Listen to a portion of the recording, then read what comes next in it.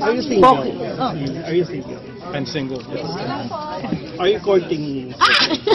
Am I courting? Yeah. Or are you getting there? Oh my God. So, or any interest or intentions of pursuing that friendship, more than that? I think it's always a friendship? possibility. Dinner goes. So, what are you doing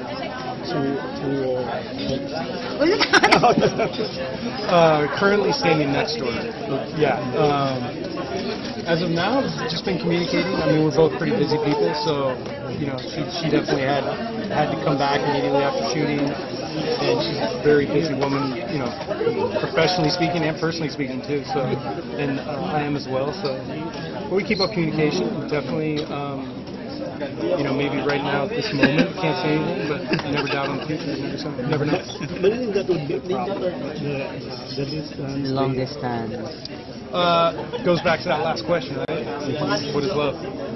Ikaw, Poki. If it gets to that point where it's Paano yung long fine, it's worth it. distance? Definitely. Ready ka ba sa ganon? Or mas gusto mo dahil meron ka ibang priorities, at least kahit paano na babae? Naka-adjust naman ako ng bonggang-bong. Adjust, ganun. O, tapos, buti na lang, maraming trabaho. Pero ngayon sa status mo, okay lang sa'yo na magkaroon ng long distance love affair? Kasi nandito siya sa Okay lang, Pilipinas. oo, basta hindi ako na-irita. Okay lang. So, kayo ba meron na ba kayong understanding? Or kahit hindi official pero understanding? Oo. Yes.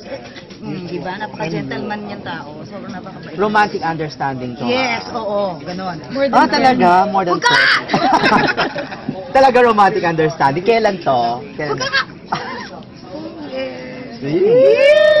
Pero may pag-asa ba? May pag-asa Na mauwi dun sa official. Hindi ako nagsasara ng door. Charity door. Hindi.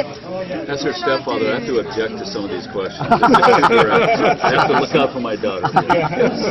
Absolutely. Pero Poki, napag-usapan niyo yung 2 years pa bago pwedeng maging official or something. Alam niya. Alam niya. Ayan, he knows about my life, everything. About my daughter, about my plans. I have to wait. I have to work harder for 2 years. And after that, tugs. Yun na. Are you willing to wait for 2 years? For the 2 years. If it gets to that level, I would see waiting as a possibility. You have plans of staying here more or to be with? If I miss my flight, yeah, definitely. No, I am totally open to working in the Philippines around the world. So it's not, for me, it's kind of, I mean, I think two of us share the sentiment. So it's not strange. Occurrence to be returning here would not be weird to me. To me, it's part of the plan. Did you actually see yourself marrying a Filipino? Knowing how Filipinos are. No, do you actually see yourself marrying a Filipino? Knowing how Filipinos are, I think it could definitely be a possibility. Poki, mas gusto ba na nandito si Lee kaysa nasa abroad? Hindi kasi nandun ang opportunity niya, nandun ang trabaho niya. So, kailangan naman niya siyempre maganda na. Wow.